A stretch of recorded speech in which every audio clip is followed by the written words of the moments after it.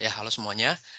Jadi sekarang, saya akan coba jelasin materi untuk UTS Ekonomi Manajerial ya. Tapi, karena yang nggak bisa panjang-panjang juga, karena mungkin video ini juga nggak bisa kayak panjang-panjang banget gitu. Jadi saya akan coba jelasin mungkin materi yang menurut saya itu udah, sangat penting lah buat kita kuasain, kita ngertiin sebelum UTS Ekonomi Manajerial gitu ya. Dan, sisanya mungkin bisa dibaca di modul yang udah dibuat sama anak-anak Studev ya, anak-anak, student development. Itu saya udah lihat, lengkap banget dan juga summarize. Jadi, eee, ya singkat padat dan jelas lah daripada baca seluruh buku gitu ya, atau berapa ratus halaman, mendingan baca itu aja. Oke, kita mulai aja ya. Yang pertama, itu masih dasar banget ya, chapter 1 itu The Fundamentals, dia masih, bahas kayak ekonomi itu apa, ekonomi manajerial itu apa. Tapi saya mau, coba highlights ada 2 konsep. Yang pertama, profit ya, ada 2 jenis profit dan juga Porter's Five Forces. Jadi yang pertama itu, accounting profit itu seperti, ya udah profit seperti yang kita tahu pada umumnya gitu ya, net income, revenue kurang semua cost, akhirnya, bottom line-nya itu net income gitu. Itu disebut accounting profit gitu. Cuman next, setelah itu juga ada namanya economic profit. Jadi ini agak beda karena di situ ada opportunity cost. Apa itu opportunity cost? Ya dari namanya aja opportunity gitu ya. Jadi, yang bisa kita dapatkan tapi kita nggak dapatkan, itu kan cost juga buat kita kayak gitu. Jadi misalnya revenue, misalnya kita pengen, sewa bangunan gitu ya, terus kita jualan pizza. Nah, pizza kita itu revenue-nya itu 100.000, terus total cost-nya itu 50.000, kan masih ada profit kan, accounting profit 50.000. Tapi kalau misalnya kita memilih untuk misalnya nggak jualan pizza, kita mendingan kerja kantoran dan gedung pizzanya kita sewain gitu, ternyata totalnya itu kalau ditotalin kita dapat 50.000. Nah, berarti revenue-nya itu 100.000, total cost-nya 50.000, dan opportunity cost-nya juga 50.000 juga. Jadi nol gitu. Jadi economic profit nol bukan berarti nggak dapat uang ya gitu. Nah, Porter's Five Forces itu biasa aja ya. Uh, ini udah cukup terkenal dan biasanya digunakan untuk menganalisis industri gitu ya. Misalnya kalau misalnya kita lagi lihat industri, kita lihat kompetisinya, ada berapa saingannya gitu ya. Terus pendatang baru itu, barrier to entry-nya tuh gampang atau enggak gitu. Pastinya kita ingin, industri kita itu sulit untuk masuk ya, perusahaan lain gitu, pihak lain, supaya competitive advantage juga. Ketiga ada produk pengganti dan pelengkap, pastinya kita pengen, ya produk kita itu nggak ada kalau bisa gitu produk penggantinya, cuman ini satu-satunya yang bisa memberikan value seperti ini, seperti itu.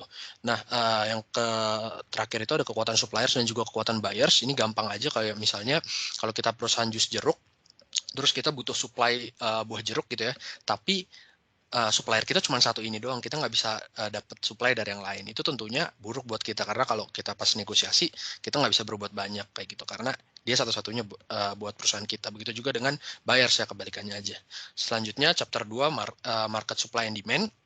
Ini udah sangat umum ya, market equilibrium. Jadi ada price, ada quantity, ada kurva supply, ada kurva demand. Kenapa demand ke bawah gini? Karena semakin banyak quantity, semakin murah ya harga barang. Begitu juga kalau supply kebalikannya. Nah, ini apa ini surplus dan shortage? Kan ini udah terbentuk kan, equilibriumnya ya, harga di equilibrium. Nah, kalau dia naik di atas equilibrium ke sini, kan, pasti, misalnya semakin mahal, pasti seller ingin, menjual lebih banyak gitu, karena kan dia bisa untung lebih banyak kayak gitu. Sedangkan kalau pembeli kebalikannya, dia nggak mau beli banyak-banyak karena makin mahal kayak gitu. Jadi, pembeli berkurang, seller nambah, jadi, surplus gitu ya, jadi terlalu banyak gitu barangnya, banyak yang nggak laku. Nah, kalau kebalikannya itu shortage. Nah, selanjutnya ada fungsi demand juga, cukup penting juga. Biasanya bentuknya kayak gini, dia mencari, rumus quantity itu gimana gitu, berapa kuantitinya. Nah, ini biasa ada koefisien ini, koefisien, 1, faktor 1, koefisien 2, faktor 2. Nah, faktor-faktornya itu biasanya harga produk itu sendiri, harga misalnya mungkin, produk substitusinya, income masyarakat, dan lain-lain kayak gitu. Dan ini udah ada, misalnya tinggal di-plug-in aja nih, eee eee, harga barang itu sendiri, masukin ke sini, ini masukin ke sini, masukin ke sini, nanti ketemu ya. Terus kalau inverse demand itu, ya kebalikannya aja. Kalau ini tadi demand function itu quantity yang di depan, tinggal kita putar aja ya aljabar biar price-nya itu di depan, seperti ini. Next, ada konsep consumer surplus dan juga producer surplus juga. Ini, kalau consumer surplus itu yang seperti di gambar ini ada di sini. Nah, apa itu? Mungkin kalau saya waktu itu agak bingung, saya bayanginnya gini ya, misalnya ada sekarang lagi misalnya ada jual PS5 gitu, dan harganya misalnya di 10 juta di sini, dan ada 1.000 pembeli.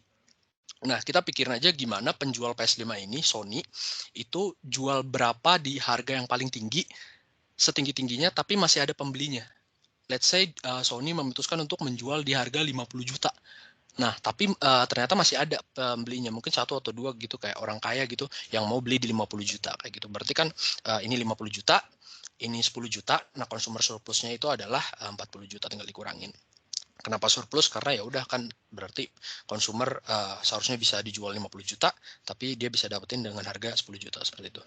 Produser surplus ya udah kebalikannya kan, kalau ada Mercy jualan 100 juta, ya nggak bakalan mau gitu penjual Mercy-nya menjual 100 juta gitu, mendingan nggak usah jual. Nah, berapa harga minimum yang penjualnya ini mau mulai produksi? Ini di sini nih harga minimumnya di sini. Tinggal dikurangin aja ya. Terus next ada price ceiling. Ini kenapa price ceiling di bawah dan price floor justru di atas? Mikirnya gini aja ya, kan kalau misalnya price ceiling itu kan untuk menekan harga ya, untuk mengurangi harga biasanya pemerintah kasih. Nah, kalau misalnya udah di harga equilibriumnya udah di $4, tapi ceilingnya di sini, yang nggak akan berguna gitu ya. Maksudnya karena kan emang equilibriumnya di sini, jadi harganya tuh nggak bakalan ke atas ini gitu. Tapi kebalikannya justru karena ini $4 dikasih price ceiling, jadi kayak didorong ke bawah gitu, ke di sini $1 gitu ya. Kalau price floor ya udah kebalikannya aja. Selanjutnya chapter 3 quantitative demand analysis. Konsep yang salah satu konsep yang penting ya elastisitas harga ya. Gimana dampak perubahan harga terhadap penjualan gitu ya. Ada 2 jenis, elastis dan juga inelastis. Ada 3 lagi kayak elastis sempurna, inelastis sempurna gitu-gitu. Cuman itu kurang applicable ya. Jadi kayak lebih ke teori. Jadi yang lebih penting ini ya. Ini maksudnya elastis lebih dari 1 ya. Ini kurang dari 1. Contohnya itu yang elastis adalah harga mewah, barang mewah maksudnya ini, maaf. Misalnya mobil, pasti kan kalau mobil kan harga turun dikit itu permintaannya naik banyak gitu. Handphone juga seperti itu, barang-barang elektronik, barang-barang mewah. Tapi kalau inelastis, barang sehari-hari misalnya beras, harga turun dikit, harga turun banyak, paling permintaannya cuma naik sedikit doang kayak gitu kan. Begitu juga kebalikannya. Nah, di buku ekonomi manajerial juga ada ini, cukup ya, at least maksudnya cukup penting untuk diingat ya. Ini kalau misalnya udah diketahui harga dan juga diketahui elastisitas, kita bisa mencari marginal revenue-nya. Apa itu marginal revenue? Nanti ada sih di bagian nanti. Nah, hubungan elastisitas dan revenue. Bisa dilihat, ini ada harga, quantity, elastisitas, dan juga revenue. Kita bisa lihat kalau revenue itu akan paling tinggi ketika elastisitas itu di 1. Misalnya ini dia naik-naikin, revenue-nya nambah, tapi ketika lewat dari 1 dia naikin, malah turun gitu. Kenapa? Ya karena kan ketika inelastis kan, ketika di bawah 1 kan, kita turunin sedikit tapi penjualan naik banyak, berarti kita naikin sedikit, kita turunin sedikit harga maksudnya, tapi permintaan naik banyak kayak gitu kan. Itu ya kalau misalnya elastis ya, itu kalau elastis kayak gitu. Nah, itu berarti diturunin, lebih baik emang diturunin kayak gitu. Tapi kalau misalnya dia di bawah 1 inelastis, ya kalau kita naikin harga banyak tapi permintaan menurun tapi cuma sedikit kayak gitu. Jadi kan emang mendingan kita naikin gitu. Jadi emang paling bagus revenue ketika elastisitas di 1 seperti itu. Nah, ada juga rumus lain ketika mencari elastisitas, biasanya sih ada kayak gini ya. Ada kayak gini, terus kita tinggal cari aja karena ini dibutuhkan quantity, jadi kita harus hitung dulu kuantitinya. Dari sini kita plug in, dapat kuantitinya ini 65, terus udah tahu kan koefisien dari harga barang itu sendiri kan yang ini kan, yang 3, min 3 maksudnya, tinggal masukin, udah dapat min 1,15. Selanjutnya chapter 4 individual behavior. Di sini ada indifference curve dan budget line yang paling penting, dan mikirnya gini aja, kalau indifference curve itu dia membayangkan kalau di dunia ini cuma ada 2 produk X dan Y, dan dari produk X dan Y itu ada bundle, beda-beda bundle. Maksudnya bundle itu kayak kombinasi di antara ya X dan Y tadi. Misalnya ini kombinasi A itu isinya ada 6Y dan 1X, kombinasi B 4Y dan juga 2X kayak gitu aja ya. Nah, yang semua kombinasi yang berada di satu kurva ini, satu kurva yang sama, itu indifference. Indifference maksudnya yang nggak masalah. Mau konsumen itu dapat A, mau dapat B, tetap sama-sama puas gitu. Kayak misalnya ada yang nanya, lu mendingan makan sate kambing atau sate ayam kayak gitu. gue nggak masalah sih yang mana aja kayak gitu, gue indifferent. Nah itu kan berarti kan nggak masalah kan, nggak ada yang lebih membuat dia lebih seneng kayak gitu. Nah itu juga berlaku dengan indifference curve ini. Nah gimana kalau yang D? Kalau yang D jelas kurang preferable karena dia ada di bawah ya, beda kayak gitu. Tapi kecuali A, B sama C nggak masalah yang mana aja. Ada juga budget line, jadi kalau misalnya kita beli bundle-bundle tadi, kombinasi-kombinasi produk tadi, itu kan ada maksimalnya kan, nggak bisa banyak-banyak karena kita uangnya terbatas. Nah caranya adalah misalnya kita punya budget $10, harga X itu $1 dan harga Y itu $2, ya udah kita tarik. Berarti kan kita cuma bisa dapat 10Y. Kalau misalnya kita beli semuanya Y, kita cuma bisa dapat 5X kayak gitu, dan tinggal ditarik garisnya kayak gitu. Dan ini rumusnya ya, rumus dari garis ini kayak gitu. Consumer equilibrium itu adalah gabungan dari indifference curve dan juga budget line tadi. Jadi kalau misalnya ini ada beberapa indifference curve, mana yang lebih preferable? Tentunya yang paling ke atas gitu ya, ke atas kanan gini. Berarti yang paling preferable dari ABCD itu sebenarnya D. Tapi karena ada budget line, kita nggak bisa beli D karena di luar budget kita. Kita cuma bisa beli C. Jadi kita cari yang indifference curve-nya paling kanan tapi masih di dalam budget line kayak gitu ya. Terus chapter 5 itu ada production process and cost. Itu yang pertama itu adalah linear production function. Jadi dia fungsi di antara kapital dan juga labor ya. Dan itu bentuknya ini linear kayak gitu, dan tinggal kita plug in aja ya, A berapa, B berapa, tinggal masuk rumusnya nanti dapat 22. Nah, selanjutnya ada Cobb-Douglas production function, karena ini lurus doang, padahal kan ada yang namanya law of diminishing return ya, yang udah sering kita dengar juga, dan nggak mungkin kalau misalnya kita tambah-tambah kapital terus, labor tambah-tambah terus, nambah-nambah terus produksinya, nggak juga kayak gitu, bisa juga lama-lama malah nurun. Nah muncullah Cobb-Douglas production yang function, sama aja sih, tinggal di plug in aja. Next ada production function. Kalau ini udah diketahui ya, fixed input udah diketahui, ini given, variable input udah diketahui, change in labor ya udah tinggal perubahan dari variable input labor ini aja ya, maksudnya 1 ke 2 tuh nambahnya berapa, cuma 1 kayak gitu. Output ini udah diketahui juga, udah given. Nah kita mencari marginal product of labor kayak gitu, jadi kayak setiap pertambahan labor berapa nambahnya, kuantitasnya tuh berapa kayak gitu. Kalau misalnya nambah 176, nambah 1 lagi jadi nambahnya 172, nambah 1 lagi nambahnya 244 kayak gitu. Average product of labor ya udah kayak rata-rata satu labor itu bisa menghasilkan berapa quantity kayak gitu. Nah ini udah ada variable input yang tadi, price of output juga ada. Ini yang tadi juga MPL yang ini nih. Terus ada lagi konsep yang baru lagi adalah value marginal product of labor. Kalau yang ini tadi adalah gimana pertambahan labor itu mempengaruhi pertambahan kuantitas. Kalau ini gimana pertambahan labor mempengaruhi revenue kayak gitu. Bisa dilihat ada titik jenuhnya ya, ketika udah di 948 lama-lama turun kayak gitu. Tentunya kita pengen labornya ketika berada di revenue yang paling tinggi. Nah ini ada kurva cost juga, perlu diingat juga kenapa misalnya ini average fixed cost itu turun lama-lama turun kayak gini, karena namanya kan fixed cost kan nggak berubah ya, nggak dipengaruhi oleh kuantitas. Jadi kan fixed cost itu di atas kan ketika ngitung average fixed cost, dan kuantitas di bawah. Ketika kuantitasnya nambah dan fixed cost-nya tetap, tentunya lama-lama average fixed cost-nya bakalan turun seperti itu. Nah ini kenapa marginal cost motong di tengah-tengah ini, ya gampang aja, kayak mikirnya kayak waktu kita sekolah aja kayak gitu. Misalnya kita dapat nilai rata-rata 70, tapi ujian selanjutnya kita dapat 50 kan, di bawah 70. Berarti kan rata-rata kita kan bakalan malah menurun kan. Nah ini sama juga, ketika MC di bawah kos-kos ini, dia bakalan turun, tapi ketika MC di atasnya, dia malah naik seperti itu ya. Isoquants ini dan isocost ini mirip sama budget line dan indifference curve tadi, cuman ini dalam konteks kapital dan juga labor. Jadi kombinasi kapital dan labor semua yang ada di kurva ini itu menghasilkan kuantitas yang sama. Misalnya dia bisa punya 3 kapital dan 1 labor, atau 4 labor dan 1 kapital, tapi hasilnya sama-sama 100 units of output. Ini sama, ini 200, ini 300 kayak gitu ya. Ini juga bisa mencari slope-nya. Jadi ketika kita berada di posisi D, gimana kita caranya ke C? Itu berarti kita harus mengorbankan 3 kapital untuk dapat 1 labor, 2 kapital untuk mendapat 1 labor, seperti itu. Nah, isocost itu ya kita kan bisa punya kapital dan labor, tapi nggak bisa sebanyak-banyaknya karena ada batasnya juga kan. Biaya kita nggak terbatas gitu. Nah inilah berarti maksimalnya seperti ini kayak gitu. Kita nggak bisa lebih dari ini kayak gitu. Dan ini ada rumusnya ya dari sini. Terus habis itu tinggal di aljabar turun menjadi seperti ini. Ini yang penting nih, rumus dari garis ini seperti itu. Nah, gabungan isoquants dan juga isocos itu ketika melakukan cost minimization, ini ada indifference curve, berarti A sama B itu menghasilkan sama-sama 100 units output, tapi mana yang lebih preferable? Tentunya yang B, karena yang B itu membutuhkan cost yang lebih sedikit, dia costnya lebih di bawah ya, seperti itu. Next ada cost functions, biasa dia bentuknya kayak gini, C dalam kurung Q atau C sama dengan kayak gitu. Nah, gimana misalnya ada function kayak gini, gimana kita mencari marginal cost, average fixed cost, average variable cost, dan juga average total cost. Ya udah, kan karena ini fixed cost itu kan berarti cost yang tidak dipengaruhi oleh kuantitas. Berarti yang ini kan, mau Q-nya berapapun tetap 20. Berarti 20.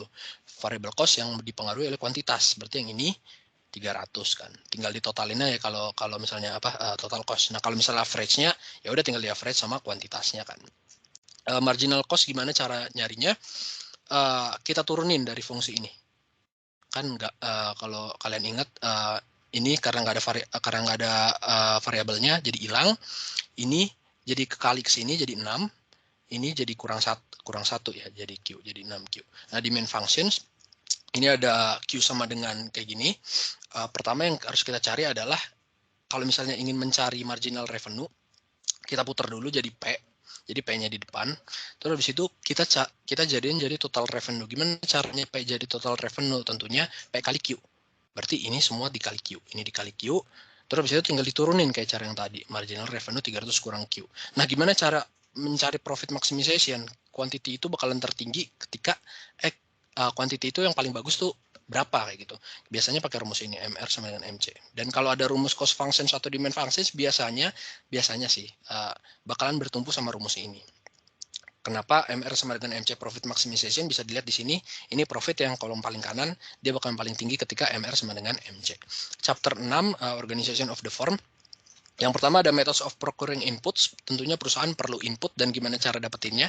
Misalnya kita perusahaan rental mobil, tapi mobil kita kan sering perlu di servis ya. Nah, gimana kita servisnya nih? Kan kita perusahaan rental kayak gitu. Nah, yang pertama kita bisa ini membeli, atau dalam hal ini kalau mobil kita bisa bawa ke bengkel kayak gitu. Tapi kalau misalnya kedua, kita menekan kontrak sama kita bawa juga ke bengkel, tapi kita tekan kontrak langsung 3 tahun setiap hari nih. Gue bakalan bawa ini mobil terus itu kamu benerin seperti itu. Nah, yang ketiga memproduksi sendiri, bisa bikin divisi sendiri di perusahaannya atau meng-hire montir seperti itu. Nah, specialized investment, jadi investasi yang tidak bisa recovered in another trading relationship. Jadi gunanya itu cuman itu doang kayak gitu. Yang pertama ada site specificity. Contohnya itu adalah electric power plant dan tambang batu bara. Misalnya electric power plant itu khusus mindahin pabriknya ke dekat tambang batu bara. Tentunya kan itu butuh investasi ya untuk pindahin itu. Dan itu gunanya ya udah untuk itu doang, untuk mendekatkan ke tambang batu bara misalnya, karena biaya transportasinya itu tinggi banget kayak gitu. Nah, selanjutnya ada physical asset specificity. Contohnya misalnya kita perusahaan mobil, kita ingin buat dinamo khusus, terus kita beli mesin. Tapi mesin itu cuma bisa untuk kita beli dinamo, kita bikin dinamo itu doang. Kita juga nggak bisa jual ke perusahaan lain juga nggak bisa pakai mesin itu kayak gitu. Nah, itu physical asset specificity. Kalau dedicated assets, ini maaf maksudnya itu adalah contohnya itu adalah perusahaan yang misalnya perusahaan komputer yang bekerja sama dengan pemerintah. Misalnya pemerintah itu butuh komputer yang canggih yang seperti ini kayak gitu. Tapi ini nggak perlu perusahaan komputernya itu kayak jual ke massa kayak gitu. Cuman untuk bekerja sama dengan pemerintah itu aja. Ya udah perusahaan komputer itu akan khusus investasi untuk buat komputer itu doang. Tapi ya udah setelah itu mungkin dia nggak perlu buat komputer seperti itu lagi. Nah, itu dedicated assets. Human capital ya contohnya pegawai yang dilatih khusus untuk suatu pekerjaan saja dan skill tersebut tidak bisa dipakai di tempat lain. Implikasi specialized investment apa aja? Ada 3, costly bargaining, karena misalnya tadi specialized, jadi ya udah tidak ada supplier lain atau cuma sedikit. Jadi kalau misalnya mau negosiasi lebih mahal daripada investasi lainnya. Underinvestment, karena specialized investment tidak bisa untuk kegunaan lain, perusahaan cenderung tidak mau mengeluarkan uang besar. Yang ketiga ini agak tricky ya. Misalnya seller memanfaatkan specialized investment untuk menaikkan harga. Misalnya gini, ada perusahaan yang ingin beli mesin buat di pabrik. Ini mesin udah ternyata harganya $100. Dan kan biasa kan kalau misalnya kita pengen beli mesin pabrik tuh butuh inspeksi ya. kayak ini bener atau enggak, ini beneran jalan atau enggak. Nah, dia itu harus harus ngeluarin duit buat inspeksi itu, misalnya $10.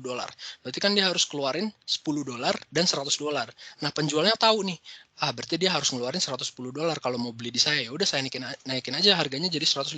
Kenapa? Karena pembelinya nggak mungkin mau cari di tempat lain. Karena kalau misalnya dia mau cari di tempat lain, ya dia harus keluar lagi $10 lagi. Cari tempat lain $10 lagi kayak gitu kan. Jadi dengan beli yang di awal walaupun udah dinaikin. Chapter 7 The Nature of Industry. Konsep paling penting itu adalah measures of industry concentration, menghitung konsentrasi industri gitu ya. Ada dua caranya. Yang pertama for firms concentration ratio. Jadi kita lihat persentase market share 4 perusahaan terbesar itu berapa persen dari semua industrinya kayak gitu. Herfindahl-Hirschman Index (HHI) ini rumusnya kayak gini. Misalnya ada 3 perusahaan dalam satu industri yang market share-nya atau sales-nya itu 30 juta, 10 juta dan 10 juta. Tinggal dimasukin ke rumus kayak gini nih. Ini totalnya ya. Totalnya dapat 4.400. Ini ada soal. Ini sebenarnya UTS semester lalu ya. Ini kayak gini. Pertama kalau for firms ya kita ingat kita urutin dulu ya karena harus 4 terbesar. Jadi kita urutin 4 terbesar per totalnya 100. Ternyata 85% dari industri. Kalau Herfindahl, kalau HHI ya seperti ini. Caranya sama seperti ini. Yang chapter 8, Competitive, Monopolistic and Monopoly Market. Kenapa biasanya kan kalau di sini kan setelah monopolistik kan ada oligopoli. Kenapa nggak ada? Karena dia oligopoli itu lebih rumit dari yang lainnya. Jadi dia bab sendiri ya. Jadi setelah UTS nanti.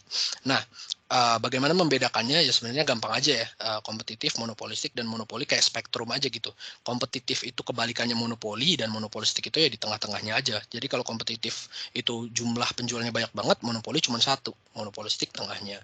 Kalau misalnya kompetitif itu dia mungkin kayak nggak ada competitive advantage-nya, monopoli market itu competitive advantage-nya tinggi, monopolistik tengahnya kayak gitu ya. Misalnya kompetitif nggak terdiferensiasi, monopoli terdiferensiasi, monopolistik tengahnya. Nah, ini kurva perfect competition, ada harga sama quantity. Kenapa demand, market price, dan marginal revenue-nya garis aja? Karena ini perfect competition ya. Jadi nggak ada yang punya kontrol terhadap harga kayak gitu. Jadi ya harganya konstan, mau dia jual 200 misalnya jual jeruk, misalnya 200 jeruk, mau 300 jeruk, harganya bakalan sama, marginal revenue-nya juga nggak bisa nambah kayak gitu, dan demand-nya juga tetap. Nah, gimana cara cari profit maximizing? Ya MC sama dengan MR, seperti itu.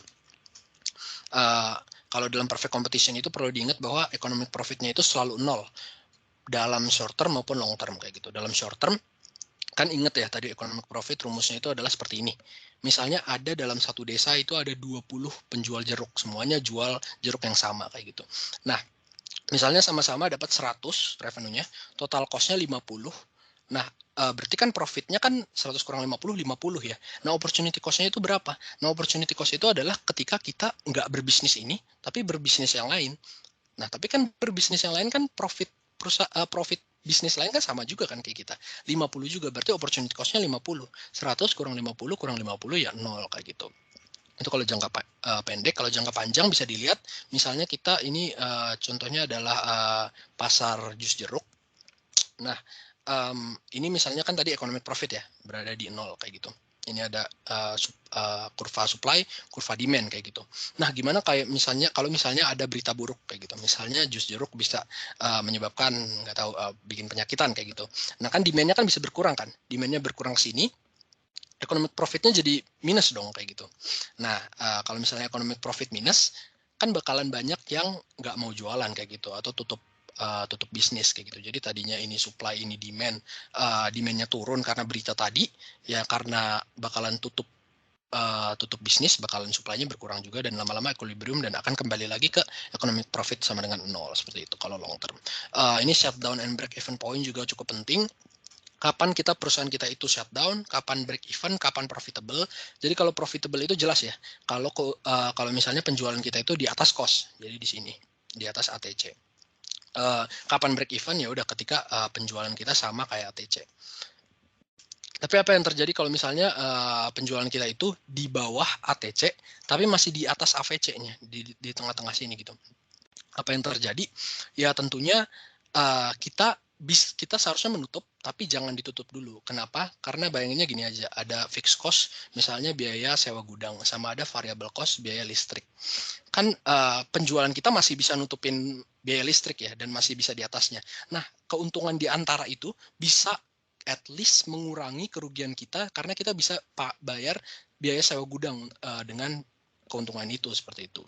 Dan ketika sewa gudangnya udah habis kontraknya, ya udah kita tutup perusahaannya kayak gitu. Nah, gimana kalau misalnya di sini penjualannya di bawah semuanya?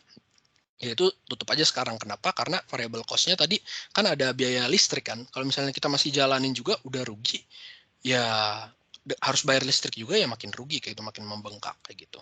Monopolistik, perlu diingat kalau poin paling berbeda dari perfect competition itu adalah produknya differentiate. Misalnya contohnya adalah odol gitu ya. Odol kan sangat mirip ya produknya, cuman paling bedanya ada satu yang khusus untuk memutihkan gigi, satu untuk gigi sensitif, seperti itu. Nah, tadi ya udah, ini kurvanya, ada harga, ada juga quantity, bentuknya kayak gini, ini MR ya. Maaf, garisnya kurang kelihatan. Ya udah, kalau misalnya kita cari nih profit maximizing kan caranya MC sama dengan MR. Ya udah, kita lihat MR sama dengan MC di mana, di titik ini. Berarti kita tarik aja ke garis demand. Oh, berarti kuantitinya segini dan harganya segini kayak gitu. Monopoli sama juga profit maximizingnya sama dengan MC sama dengan MR ya. Kurvanya seperti ini. Contoh soal, ini karena video mungkin bisa di pause aja ya kalau mau baca soalnya. Langsung aja. Ini diketahuinya ada Q sama dengan 600 kurang 2P, MC sebelum merger segini, MC setelah merger segini.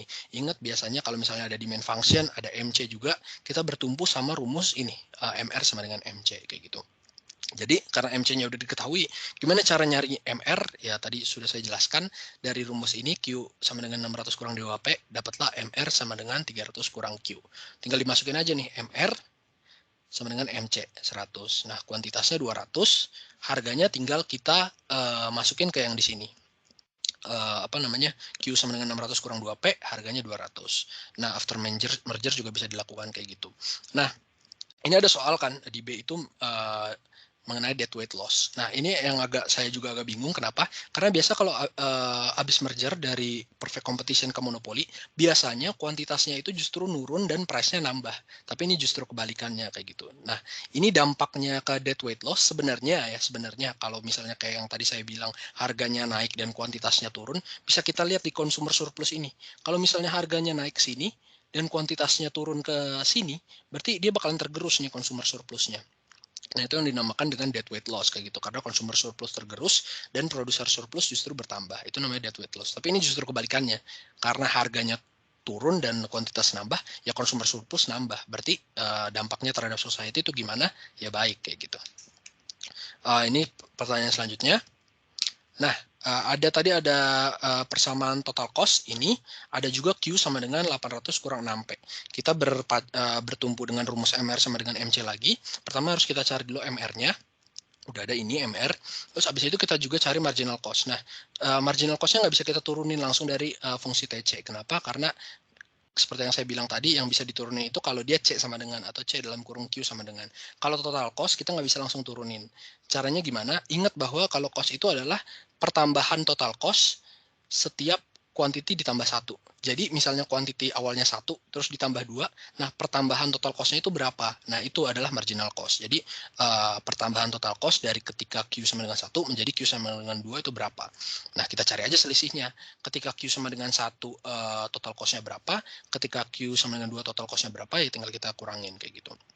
Nah, ini MR sama dengan MC, dapat kuantitas sama harganya kayak gitu ya. Dan ada juga soal nih yang A ya, kalau misalnya harganya 90, berapa kuantitasnya? Ini 260. Demikian dari saya. Terima kasih, semoga membantu.